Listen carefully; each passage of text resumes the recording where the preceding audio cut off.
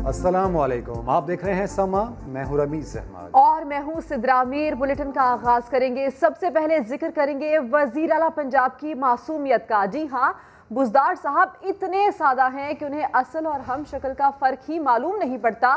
एक तकरीब में फोक गुलकार अलन फकीर के हम शक्ल की तस्वीर दिखाई गई और बताया गया कि ये उनकी जवानी की तस्वीर है। बुज़दार साहब ने पोर्ट्रेट के साथ तस्वीर भी खिंचवाई। जिस शख्स की तस्वीर वजीर आला को पेश की गई उसे समा ने ढूंढ लिया है। दानियाल उमर इस वक्त मौजूद है अलहमरा में उसी शख्स के साथ जिसकी तस्वीर मरहूम अलन फकीर के कहकर वजीर आला को पेश की गई थी। क्या कहना था उनका, दानियाल उमर से जानते हैं। जी बिल्कुल, कल सिंधी कल्चरल डे मनाया गया और इसी तरह वज़ीर आला पंजाब के जो दफ्तर है वहाँ भी सिंधी कल्चरल डे मनाया गया, जहाँ पर जो लाहौर आउट्स काउंसिल है उन्होंने तस्वीर पेश की वज़ीर आला पंजाब को। जो तस्वीर कहा गया कि अलन फ़कीर साहब की है, लेकिन वो तस्वीर असल में फ़ोक सिंगर वाहिद बख्श साहब की है। वो इस वक्त हमारे साथ यहाँ पर ही लाहौर में मौजूद हैं। उनसे जान लेते हैं। सर, कल आपकी तस्वीर जो है वो हमने देखी जो कि वज़ीर आला पंजाब को पेश की गई, लेकिन वहाँ कहा गया कि ये अलन फ़कीर साहब की तस्वीर है। आपको इस बारे में कैसे पता चला? ये हमारे दोस्तों ने किया, हमें पता नहीं था। उन्होंने कहा कि भाई आपकी तस्वीर जो है, मैं कहा ये तो ऐसी कोई बात नहीं है, ये मिस्टेक हो जाती, आदम है। आदम अगर गलती न करे तो फिर आदम नहीं है, थोड़ी सी गलती हो जाती है, परवाह नहीं है। इसमें मुझे कोई दुख नहीं है, कोई शिकवा भी नहीं है, कोई बात नहीं है। हमारे अफसरान ने अभी मुझे बुलाया है कि भाई आप पंजाब के हैं और पंजाब के रहने वाले हैं, हमारे फ़नकार हैं। मुझे बहुत खुशी हुई कि पहली दफ़ा हमें कोई इदारा कह रहा है कि तुम हमारे फ़नकार हो। और क्या क्या आपको कहा गया था अलहमरा लाहौर आर्ट्स काउंसिल की तरफ से? थोड़ा सा अल्फाज थे जो अच्छे थे कि भाई हमसे मिस्टेक हो गई है, तो तुम अगर आ जाओ इसको दुरुस्त कर दो। तो मैं कहा ठीक है, मैं आ जाता हूँ, मैं इसलिए अभी आया हूँ। दानियाल, आप हमारे साथ ही रहिए। इस वक्त अलन फ़कीर साहब के साहबजादे फ़हीम साहब हमारे साथ मौजूद हैं। फ़हीम साहब, पहले मैं सवाल करने से पहले आपको ये बता दूं कि उस्मान बुज़दार साहब को आपके वालिद साहब का एक पोर्ट्रेट दिखाया गया और उनको ये बताया गया कि ये आपकी जवानी की तस्वीर है, और उस्मान बुज़दार साहब ने मान भी लिया कि उनकी जवानी की तस्वीर है। आप ये बताइएगा कि क्या वज़ीर आला पंजाब को तोहफे में दी गई तस्वीर आपके वालिद की है?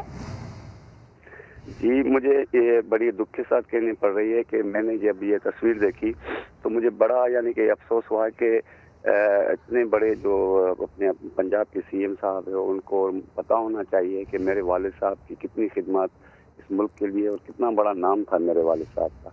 तो मुझे बड़ा दुख हुआ कि वो तस्वीर जो वो पोएट्री मेरे वालिद साहब की नहीं है, और वो जो है वो बंदा ही कोई आई डोंट नो वो बंदा कौन है जो जाके मिला सीएम साहब से, उसने कहा कि मैं अलन फ़कीर हूँ और उसने जाके वो पोएट्री दे दी और पोएट्री वो बन भी गई। ठीक है फ़हीम साहब, जब ये खबर, ये मामला आपके सामने आया तो क्या तासुरात थे आपके और ख़ुसूसी तौर पर आपके अहले खाना के? जी, ये सोशल मीडिया पे जब हमने वो तस्वीर पोएट्री देखी तो मुझे तो पहले तो बड़ा दुख हुआ कि यानी कि इनको पता होना चाहिए कि अलन फ़कीर की कितनी खिदमत है और अलन फ़कीर ने इस मुल्क के लिए कितना जो है पूरे दुनिया में रोशनाइज कराया इस चीज़ को। और हमें इतना दुख हो रहा है कि इनको ये पता नहीं है कि यानी कि अलन फ़कीर की असल पोएट्री कौन है, अलन फ़कीर खुद क्या थे, अलन फ़कीर की क्या खिदमत थी। तो कभी कभी ये चीज़ें आती है ना आँखों के सामने तो बड़ा दुख होता है। ठीक है फ़हीम साहब, आप अफसोस का इजहार करें, हमारे साथ ही रहिएगा। दानियाल उमर भी हमारे साथ मौजूद हैं। दानियाल, ये सारा मामला हो गया, नोटिस में आई ये चीज़ वज़ीर आला पंजाब के, उनके स्टाफ के, और क्या तासुरात हैं उनके, और कोई कार्रवाई का हुक्म दिया गया?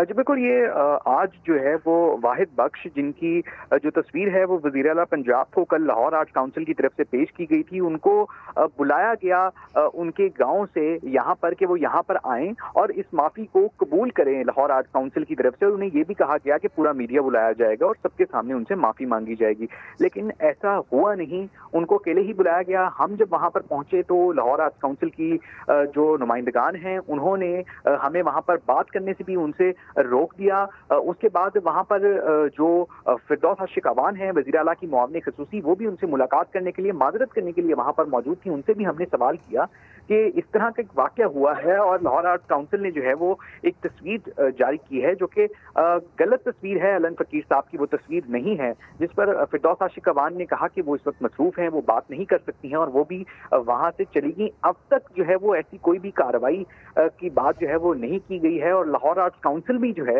वो इस पर मुकम्मल तौर पर अपना जो मौकिफ देने से है वो बिल्कुल दानियाल, खासी ये हैरान कुन सूरत हाल है। और अब देखना यह है क्योंकि वज़ीर आला पंजाब इससे कबल ये कह चुके हैं कि वो अब वज़ीर आला बनकर दिखाएंगे, तो देखना यह है कि इस मामले पर आगे मज़ीद क्या पेशत होती है। बेशुक्रिया दानियाल उमर, और हमारे साथ मौजूद थे। फ़हीम साहब, आपका भी शुक्रिया। आगे बढ़ते हुए एक और मामला, क्या शहबाज शरीफ और हमजा शहबाज ने मरियम नवाज को लीडर मान लिया? परोल पर रिहाई के आखिरी रोज शहबाज शरीफ ने मरियम नवाज से कहा, अवाम आपको लीडर मानकर बाहर निकलते हैं, इसलिए हम भी आपके साथ हैं। और इस मुलाकात में मजीद क्या बातें हुई, नईम अशरफ भट्ट की रिपोर्ट में देखिए।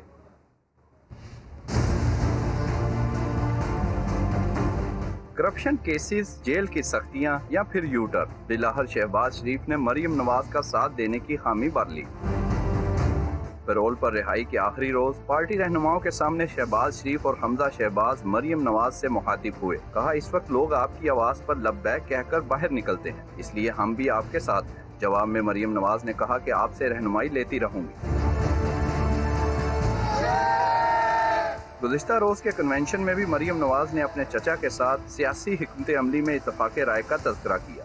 शहबाज शरीफ को भी हम हाथ उठाकर उनकी अपने भाई से वफादारी को सलाम पेश करते हैं।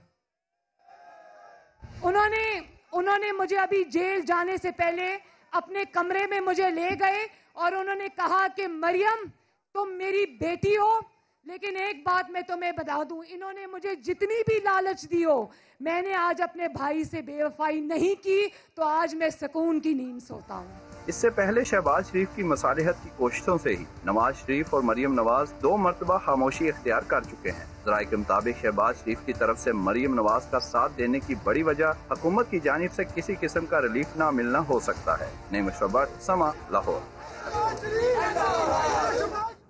मुआविन खसूसी शहबाज गिल कहते हैं, PDM का मकसद सिर्फ कोरोना वबा को फैलाना है ताकि अफरा तफरी फैले और करप्ट टोला फ़ायदा उठा सके।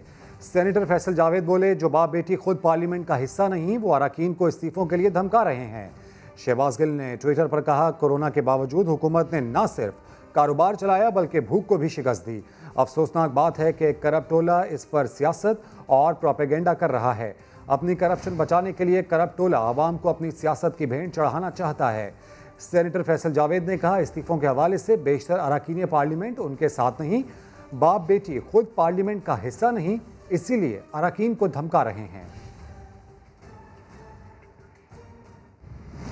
13 दिसंबर को लाहौर के जलसे में जरूर शिरकत करें। कारकुनान का जज्बा बढ़ाने के लिए मरियम नवाज की क़यादत में काफिला जाती उम्रा से रवाना हो गया है। काफिला कहां कहां जाएगा, बात करेंगे अब्बास नकवी से भी, और उनसे भी हम जानने की कोशिश करेंगे कि इस काफिले में कितने कारकुनान हैं और इंतज़ामी सूरत हाल क्या है, कहां कहां पड़ाव होगा, मरियम नवाज कब कब खिताब करेंगी, किस तरह से कारकुनान का जोश व जज्बा गरमाया जाएगा और 13 दिसंबर को जलसे में शिरकत करने के लिए यहाँ पर लोगों को आमादा किया जाएगा। मरियम नवाज जो कि इस वक्त काफिले की क़यादत कर रही हैं, 13 दिसंबर को ये मुस्लिम लीग नून का जलसा होने जा रहा है। अब्बास नकवी से हम बात कर लेते हैं। अब्बास, बताइएगा इस काफिले की रवानगी के हवाले से कहां कहां पड़ाव होगा, खिताबात का सिलसिला भी होगा क्या आज? जी बिल्कुल, जैसे कि मुस्लिम लीग नून की मरकजी रहनुमा मरियम नवाज जो है अब से कुछ देर कबल जाती उम्रा से रवाना है और उनके साथ जो है मुस्लिम लीग नून की दीगर क़यादत में परवेज रशीद, मरियम औरंगजेब और उस्मा बुखारी उनके साथ हैं। जो पहला पड़ाव है, मरियम नवाज जो है वो कायद-ए-आज़म इंटरचेंज से GT रोड के ऊपर एंटर होंगी और वहां से वो आगाज करेंगी लाहौर में अपनी इन रैलियों का। और उसके बाद जो है मरियम औरंगजेब जो है दारोगा वाला जाएंगी, जहां पर मुस्लिम लीग नून के जो मरकजी रहनुमा शेख रोहेल असगर और उनके बेटे खुर्रम रोहेल असगर जो है उनका इस्तकबाल करेंगे। और इसके बाद मरियम नवाज शाहबाग चौक जाएंगी, जहां पर अली परवेज मलिक, चौधरी शहबाज और नून लीग की जो दीगर क़यादत है वो मरियम नवाज का वहां पर और मुख्तलिफ मकामात पर कारकुनों से खिताब भी करेंगी। अब्बास नकवी, अपडेट करने के लिए आपका शुक्रिया। लाहौर में पीडीएम के रहनुमाओं की प्रेस कॉन्फ्रेंस, जलसा मीनार पाकिस्तान पर ही होगा। पीपी रहनुमा कमर जमान कायरा ने वाजे कर दिया। लीगी रहनुमा राना सनाउल्लाह ने कहा, हुकूमत ने अगर जलसे के इनेकाद में रखना डालने की कोशिश की तो किसी भी तरह के हालात की जिम्मेदार हुकूमत होगी। जो भी हुकूमतें हथकंडे हुए, उन हथकंडों का मुकाबला पहले भी किया है, अब भी करेंगे। ये 13 तारीख को क़यादत का फैसला है, इसमें जलसा होगा और ज़रूर होगा। इनका हर रवैया फाशिस्ट है। फाशिज्म में क्या है कि आप काम नहीं, प्रोपेगेंडा पे बिलीव करते हैं। इंशाअल्लाह ताला जलसा हर कीमत पे होगा, और अगर इन्होंने उसके पुरअमन इनेकाद में कोई रखना डाला, जिस तरह से वज़ीर आज़म ये बात खुद कह रहा था, तो उसके नताइज जो हैं वो दुरुस्त नहीं होंगे। उसके नतीजे में यकीनन फिर कोई तसादम की सूरत हाल पैदा होगी, जिसमें फिर कोई भी कुछ भी हो सकता है, और ऐसे किसी नुकसान की जिम्मेदारी बराह रास्त जो है इमरान खान नियाजी के ऊपर जब हो। साबिक वफाकी वजीर एहसन इकबाल कहते हैं, खेलों के इंफ्रास्ट्रक्चर की तामीर करना मेरे लिए गुनाह बन गया है। मेरी वजारत ने तरक्याती मंसूबों पर 3200 अरब रुपए खर्च किए। इमरान हुकूमत 32 अरब रुपए या एक पैसे की करप्शन साबित कर दे तो मैं मुजरिम होगा। एहसन इकबाल ने चेयरमैन नैब के खिलाफ हित्ता की इज्जत और नुकसान पहुंचाने का दावा दायर करने का भी ऐलान कर दिया। नैब इस वक्त एक गिस्टापू इदारे का किरदार है, अगवा बराए तावान का इदारा बन चुका है। मैं मुतालबा करता हूँ कि नैब के चेयरमैन और आला अफसरान के असासों की भी उसी तरह तहकीकात होनी चाहिए जिस तरह ये दूसरों की तहकीकात करते हैं। मैं चेयरमैन नैब के ऊपर हित्ता के इज्जत का भी दावा करूँगा और उस नुकसान का भी दावा करूंगा जो इन्होंने मुझे फिजियोथेरेपी से महरूम रखा गया, और मेरा ये बाजू जिंदगी भर के लिए अब टेढ़ा रह गया है। कल मरियम नवाज ने कहा कि ये बंदा बड़ा ताबेदार है। मैं ये कहना चाहता हूँ, ये बंदा ताबेदार ही नहीं, नहायत ही दागदार भी है। इसने हर शोबे में माफियाज को खुली छुट्टी दी हुई है कि गरीबों की जेबों पे डाका डालो और मेरे खर्चे उठाओ, तुम्हें कोई हाथ नहीं लगाएगा। पीडीएम का 13 दिसंबर का जलसा इंशाअल्लाह ताला अवामी रेफरेंडम होगा। इसके बाद इस हुकूमत का कायम रह देना नामुमकिन हो जाएगा। इस्तीफों का कार्ड एक रेड कार्ड है, और जिसको वक्त आने पर दिखाकर इस हुकूमत को रिंग से बाहर किया जाएगा। और अब जिक्र पेशावर के खैबर टीचिंग अस्पताल में ऑक्सीजन की कमी से होने वाली अमवात का।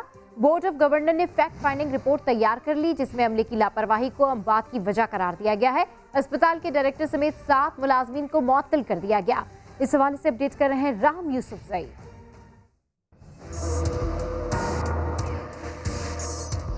पेशावर के खैबर टीचिंग अस्पताल में अफसोसनाक वाकया। गुज़श्ता रोज़ ऑक्सीजन की कमी के बायस 7 अफराद दम तोड़ गए। वाकये की तहकीकात के लिए बोर्ड ऑफ गवर्नर का इजलास, इब्तदाई इंक्वायरी रिपोर्ट तैयार कर ली गई। रिपोर्ट में संगीन बेकायदगियों और अस्पताल अमले की लापरवाही का इंकिशाफ। अस्पताल डायरेक्टर समेत 7 मुलाजमीन को मुअत्तल कर दिया गया। मुअत्तल होने वालों में facility manager, manager supply chain, biomedical engineer, oxygen plant assistant और 2 ऑक्सीजन प्लांट ड्यूटी मुलाजमीन शामिल हैं। बीओजी फैक्ट फाइंडिंग रिपोर्ट के मुताबिक वाकया सिस्टम फेलियर के बायस पेश आया। अस्पताल के पास ऑक्सीजन का कोई बैकअप मौजूद न था, जबकि स्टोरेज टैंकर में मतलूबा मिकदार में ऑक्सीजन गैस भी मौजूद न थी।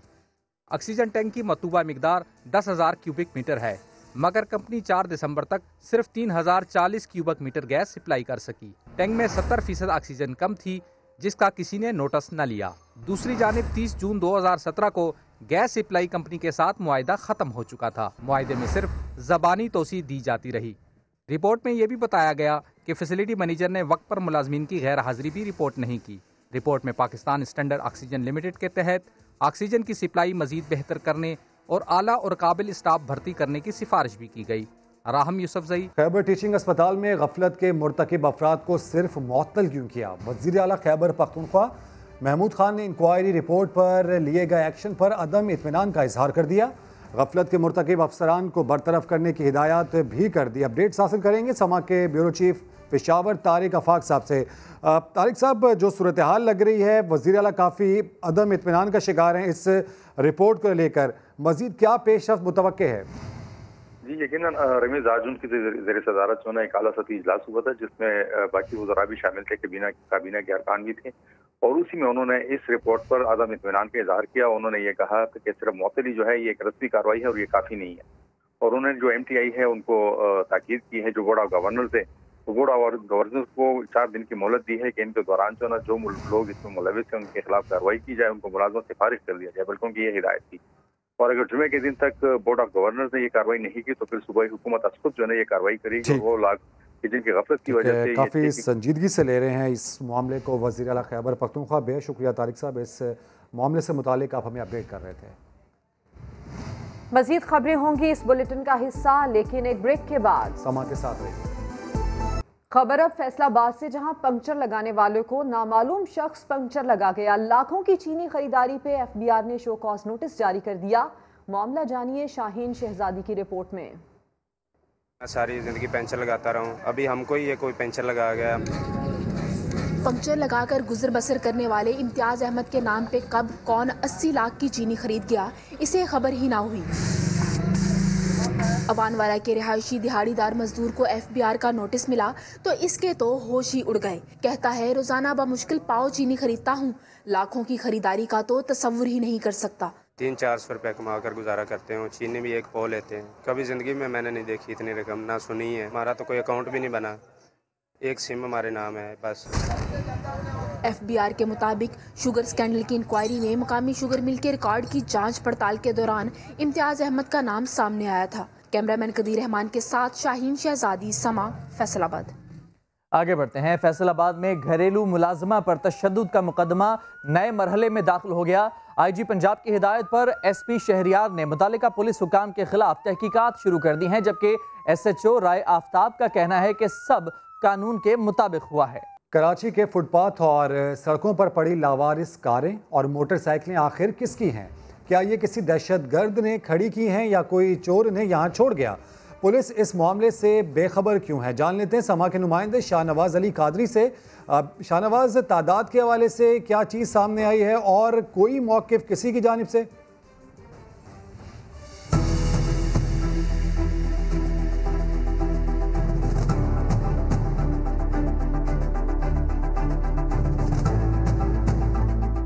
आरिफ ने ये पिंजरा किसी जानवर के लिए नहीं बल्कि अपनी मोटरसाइकिल के लिए बनवाया है। 1.5 साल में 5 मोटरसाइकिलें घर की दहलीज से चोरी हुई। अब आरिफ की बस हो चुकी है। जंजीरें काट के ले गए भाई। मजे की बात तो ये है कि जंजीरें काट दी, लोहे की जंजीरों से बांधा हुआ था वो तक की काट के ले गए। ऐसा लग रहा है पूरी गाड़ी सुजुकी में डाली और ले गए। लियो में इधर भी भाई गाड़ी घूम रही है, गाड़ी रखते हैं, उससे मोटरसाइकिल उठाते ले जाते। या तो आरिफ की बाइकें शहर से बाहर स्मगल हो गई या इनके खोखे 4000 मुरब्बा किलोमीटर के इस शहर में कहीं दूर पड़े होंगे।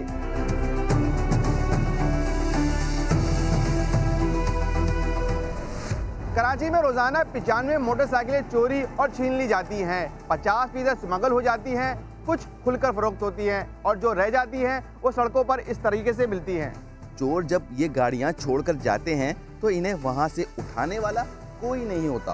रफ्ता रफ्ता हीरोइनची इनके पुर्जे बेचकर कश लगाते हैं और आखिर में ढांचा छोड़कर निकल जाते हैं।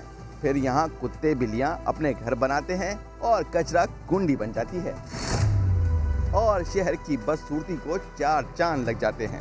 अगर कल कोई वारदात हो जाती है, लोग अगर हमसे पूछेंगे भाई आपके सामने गाड़ी पड़ी हुई है, ये किसकी है, कौन जिम्मेदार है इसका, तो पुलिस को जिम्मेदारी है कि चाहे कि इनको निकाल के ले जाएं, ले जाने के बाद नंबर प्लेट से इनका एड्रेस, मालिक का नाम ट्रेस आउट करके या गाड़ी उनके हवाले करें।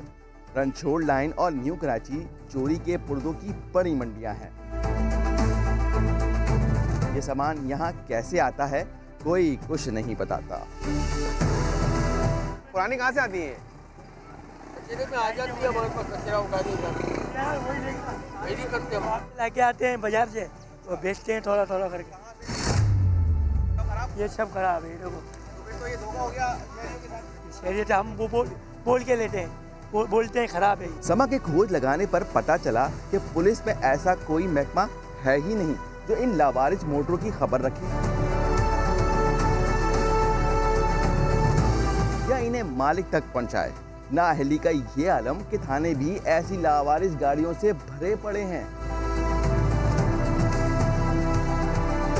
ऐसी गाड़ियों का एक कब्रिस्तान सिविक सेंटर में है, लेकिन तवील मुकदमे और पुलिस की सुस्ती इसे खाली नहीं होने देती। जैसे ही ऑक्शंस होते रहेंगे, चीज़ें सफाई होती रहेगी, चीज़ें खुल के सामने आती रहेंगी और जगह बनती रहेगी, थानों से हम बाइकें ले सकते हैं। फिलहाल राइट नाउ अभी हम फौरी तौर पे कोई मज़ीद बाइक्स नहीं ले सकते क्योंकि हम ऑलरेडी पैक हैं इस वक्त।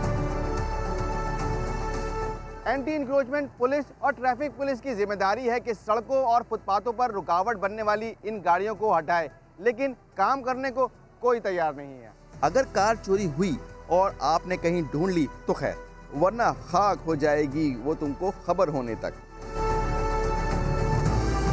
क्योंकि इस साल चोरी होने वाली 32,000 गाड़ियों में से सिर्फ 5% ही वापस मिली, बाकी सड़क का फर्नीचर बन चुकी हैं।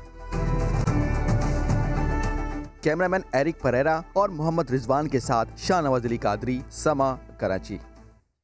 शाहनवाज अली की रिपोर्ट आपने देखी। आगे बढ़ते हैं दीगर खबरों की जानिब। आपको बताएं कि भारतीय किसानों का एहतजाज यूरोप तक फैल चुका है। कैनेडियन वजीर आजम की जानिब से हिमायत पर नई दिल्ली में खलबली मच गई। सिख रहनुमा अमरजीत सिंह ने सिख हो तो खालिस्तानी बनो का नारा लगा दिया।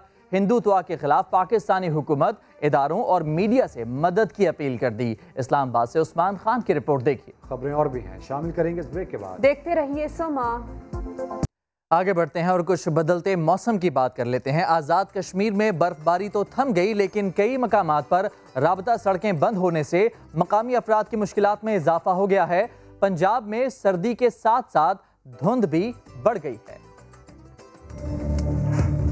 मौसम सरमा की बारिशें और बर्फबारी सयाहों के लिए रहमत, लेकिन मकीनों के लिए जहमत बन गई। आजाद कश्मीर के मकामी अफराद राब्ता सड़कें बंद होने से परेशान। वादी नीलम में बर्फ से ढकी सड़क को खोलने वाली मशीनरी निफ सड़क खोलने के बाद वापस रवाना हो गई। मुजफ्फराबाद की यूनियन काउंसिल गरबस के दर्जनों देहातों के रास्ते भी अब तक खोले न जा सके। उधर पंजाब के मुख्तलिफ शहरों में धुंध छाई रही। सुबह सवेरे शक्करगढ़ और करतारपुर में हद निगाह 10 मीटर तक रिकॉर्ड की गई। पाकपतन और गिरदोनवा में भी धुंध के बाद सड़कों पर ट्रैफिक की रवानी मुतासर हुई। लाहौर के जिलानी पार्क में रंग बिरंगे फूलों ने समा बांध दिया। सालाना नुमाइश देखने वाले रंगों और खुशबुओं में खो कर रह गए। उसामा दुरानी की रिपोर्ट देखिए।